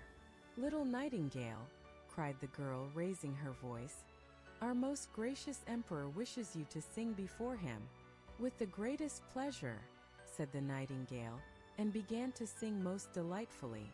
"It sounds like tiny glass bells," said the lord-in-waiting, "and see how her little throat works. It is surprising that we have never heard this before. She will be a great success at court." "Shall I sing once more before the emperor?" asked the nightingale, who thought he was present. "My excellent little nightingale," said the courtier, "I have the great pleasure of inviting you to a court festival this evening, where you will gain imperial favor by your charming song." "My song sounds best in the green wood," said the bird. But still she came willingly when she heard the emperor's wish. The palace was elegantly decorated for the occasion. The walls and floors of porcelain glittered in the light of 1,000 lamps. Beautiful flowers, round which little bells were tied, stood in the corridors. What with the running to and fro and the draught, these bells tinkled so loudly that no one could speak to be heard. In the center of the great hall, a golden perch had been fixed for the nightingale to sit on. The whole court was present, and the little kitchen maid had received permission to stand by the door. She was not installed as a real court cook. All were in full dress, and every eye was turned to the little gray bird when the emperor nodded to her to begin. The nightingale sang so sweetly that the tears came into the emperor's eyes, and then rolled down his cheeks, as her song became still more touching and went to everyone's heart. The emperor was so delighted that he declared the nightingale should have his gold slipper to wear round her neck, but she declined the honor with thanks. She had been sufficiently rewarded already. "I have seen tears in an emperor's eyes," she said. "That is my richest reward. An emperor's tears have wonderful power, and are quite sufficient honor for me." And then she sang again more enchantingly than ever. "That singing is a lovely gift," said the ladies of the court to each other, and then they took water in their mouths to make them utter the gurgling sounds of the nightingale when they spoke to anyone, so they might fancy themselves nightingales. And the footmen and chambermaids also expressed their satisfaction, which is saying a great deal, for they are very difficult to please. In fact, the nightingale's visit was most successful. She was now to remain at court, to have her own cage, with liberty to go out twice a day, and once during the night. 12 servants were appointed to attend her on these occasions, who each held her by a silken string fastened to her leg. There was certainly not much pleasure in this kind of flying. The whole city spoke of the wonderful bird, and when two people met, one said Knighton, and the other said Gale, and they understood what was meant, for nothing else was talked of. 11 peddlers' children were named after her, but not of them could sing a note. One day the emperor received a large packet on which was written, "The Nightingale." "Here is no doubt a new book about our celebrated bird," said the emperor. But instead of a book, it was a work of art contained in a casket, an artificial nightingale made to look like a living one, and covered all over with diamonds, rubies, and sapphires. As soon as the artificial bird was wound up, it could sing like the real one, and could move its tail up and down, which sparkled with silver and gold. Round its neck hung a piece of ribbon, on which was written, "The Emperor of China's nightingale is poor compared with that of the Emperor of Japan's." "This is very beautiful," exclaimed all who saw it. And he who had brought the artificial bird received the title of Imperial Nightingale Bringer-in-Chief. "Now they must sing together," said the court, "and what a duet it will be." But they did not get on well, for the real nightingale sang in its own natural way, but the artificial bird sang only waltzes. "That is not a fault," said the music master. "It is quite perfect to my taste." So then it had to sing alone and was as successful as the real bird. Besides, it was so much prettier to look at, for it sparkled like bracelets and breastpins. 33 times did it sing the same tunes without being tired. The people would gladly have heard it again, but the emperor said the living nightingale ought to sing something. But where was she? No one had noticed her when she flew out at the open window, back to her own green woods. "What strange conduct," said the emperor when her flight had been discovered. And all the courtiers blamed her, and said she was a very ungrateful creature. "But we have the best bird after all," said one, and then they would have the bird sing again, although it was the 34th time they had listened to the same piece, and even then they had not learnt it, for it was rather difficult. But the music master praised the bird in the highest degree, and even asserted that it was better than a real nightingale, not only in its dress and the beautiful diamonds, but also in its musical power. "For you must perceive, my chief lord and emperor, that with a real nightingale we can never tell what is going to be sung, but with this bird everything is settled. It can be opened and explained, so that people may understand how the waltzes are formed, and why one note follows upon another." "This is exactly what we think," they all replied. And then the music master received permission to exhibit the bird to the people on the following Sunday, and the emperor commanded that they should be present to hear it sing. When they heard it, they were like people intoxicated. However, it must have been with drinking tea, which is quite a Chinese custom. They all said, "Oh," and held up their forefingers and nodded, but a poor fisherman who had heard the real nightingale said, "It sounds prettily enough and the melodies are all alike, yet there seems something wanting, I cannot exactly tell what." And after this the real nightingale was banished from the empire. The artificial bird was placed on a silk cushion close to the emperor's bed. The presents of gold and precious stones which had been received with it were round the bird, and it was now advanced to the title of Little Imperial Toilet Singer, and to the rank of number 1 on the left hand, for the emperor considered the left side on which the heart lies as the most noble, and the heart of an emperor is in the same place as that of other people. The music master wrote a work in 25 volumes about the artificial bird, which was very learned and very long, and full of the most difficult Chinese words. Yet all the people said they had read it and understood it, for fear of being thought stupid and having their bodies trampled upon. So a year passed, and the emperor, the court, and all the other Chinese knew every little turn in the artificial bird's song, and for that same reason it pleased them better. They could sing with the bird, which they often did. The street boys sang, "Zzz, cluck, cluck, cluck," and the emperor himself could sing it also. It was really most amusing. One evening, when the artificial bird was singing its best, and the emperor lay in bed listening to it. Something inside the bird sounded, whiz. Then a spring cracked. Whirr went all the wheels running round, and then the music stopped. The emperor immediately sprang out of bed and called for his physician. But what could he do? Then they sent for a watchmaker, and after a great deal of talking and examination, the bird was put into something like order. But he said that it must be used very carefully, as the barrels were worn, and it would be impossible to put in new ones without injuring the music. Now there was great sorrow, as the bird could only be allowed to play once a year, and even that was dangerous for the works inside it. Then the music master made a little speech full of hard words, and declared that the bird was as good as ever, and of course no one contradicted him. 5 years passed, and then a real grief came upon the land. The Chinese really were fond of their emperor, and he now lay so ill that he was not expected to live. Already a new emperor had been chosen, and the people who stood in the street asked the lord-in-waiting how the old emperor was. But he only said, "Pooh," and shook his head. Cold and pale lay the emperor in his royal bed. The whole court thought he was dead, and everyone ran away to pay homage to his successor. The chamberlains went out to have a talk on the matter, and the ladies' maids invited company to take coffee. Cloth had been laid down on the halls and passages, so that not a footstep should be heard, and all was silent and still.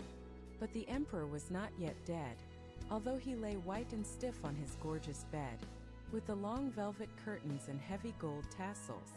A window stood open, and the moon shone in upon the emperor and the artificial bird. The poor emperor, finding he could scarcely breathe with a strange weight on his chest, opened his eyes and saw Death sitting there. He had put on the emperor's golden crown, and held in one hand his sword of state, and in the other his beautiful banner. All around the bed and peeping through the long velvet curtains were a number of strange heads, some very ugly, and others lovely and gentle-looking. These were the emperor's good and bad deeds, which stared him in the face. Now Death sat at his heart. "Do you remember this? Do you recollect that?" they asked one after another, thus bringing to his remembrance circumstances that made the perspiration stand on his brow. "I know nothing about it," said the emperor. "Music! Music!" he cried. "The large Chinese drum, that I may not hear what they say." But they still went on, and Death nodded like a Chinaman to all they said. "Music! Music!" shouted the emperor. "You little precious golden bird, sing, pray sing. I have given you gold and costly presents. I have even hung my golden slipper round your neck. Sing! Sing!" But the bird remained silent. There was no one to wind it up, and therefore it could not sing a note. Death continued to stare at the emperor with his cold, hollow eyes, and the room was fearfully still. Suddenly there came through the open window the sound of sweet music. Outside, on the bough of a tree, sat the living nightingale. She had heard of the emperor's illness, and was therefore come to sing to him of hope and trust. And as she sung, the shadows grew paler and paler. The blood in the emperor's veins flowed more rapidly, and gave life to his weak limbs, and even Death himself listened and said, "Go on, little nightingale, go on. Then will you give me the beautiful golden sword and that rich banner? And will you give me the emperor's crown?" said the bird. So Death gave up each of these treasures for a song, and the nightingale continued her singing. She sung of the quiet churchyard, where the white roses grow, where the elder tree wafts its perfume on the breeze, and the fresh, sweet grass is moistened by the mourner's tears. Then Death longed to go and see his garden, and floated out through the window in the form of a cold, white mist. "Thanks, thanks, you heavenly little bird. I know you well. I banished you from my kingdom once, and yet you have charmed away the evil faces from my bed, and banished death from my heart with your sweet song. How can I reward you?" "You have already rewarded me," said the nightingale. "I shall never forget that I drew tears from your eyes the first time I sang to you. These are the jewels that rejoice a singer's heart. But now sleep and grow strong and well again. I will sing to you again." And as she sung, the emperor fell into a sweet sleep, and how mild and refreshing that slumber was. When he awoke, strengthened and restored, the sun shone brightly through the window, but not one of his servants had returned. They all believed he was dead. Only the nightingale still sat beside him and sang. "You must always remain with me," said the emperor. "You shall sing only when it pleases you, and I will break the artificial bird into 1,000 pieces." "No, do not do that," replied the nightingale. "The bird did very well as long as it could. Keep it here still. I cannot live in the palace and build my nest, but let me come when I like. I will sit on a bough outside your window in the evening and sing to you, so that you may be happy and have thoughts full of joy. I will sing to you of those who are happy and those who suffer, of the good and the evil who are hidden around you. The little singing bird flies far from you and your court to the home of the fisherman and the peasant's cot. I love your heart better than your crown, and yet something holy lingers round that also. I will come, I will sing to you, but you must promise me one thing." "Everything," said the emperor, who, having dressed himself in his imperial robes, stood with the hand that held the heavy golden sword pressed to his heart. "I only ask one thing," she replied.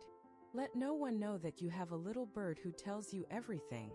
It will be best to conceal it." So saying, the nightingale flew away. The servants now came in to look after the dead emperor, when lo! there he stood, and to their astonishment said, "Good morning." Hello my dear friends, it is time for your new fairy tale. And if you like it, then follow me, we have more stories, and for a like I will be very happy. So sit back and enjoy the time.